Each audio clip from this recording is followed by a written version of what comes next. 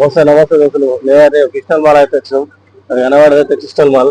వీడికైతే వచ్చినాం మేము వీళ్ళే సామాన్ కొనుక్కున్నాం వచ్చినాం. ఇక జితాలు వచ్చినాయి కాబట్టి సామాన్ కొనుక్కొని అయితే వచ్చినాం. ఎందుకంటే నూనె సరుకు ఇక ఏదైనా సంబంధించింది నెల రాక అన్నట్టు, నెల రాక కొనుక్కోవాలన్నట్టు.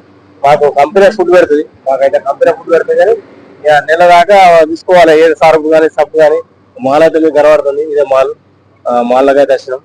ఇన్నే మేమైతే సామాన్ కొనుక్కొని అయితే వచ్చినాం. ఇక ఇన్ని అన్ని హోటల్స్ ఉంటాయి, చాలా అయినా ఏదైనా.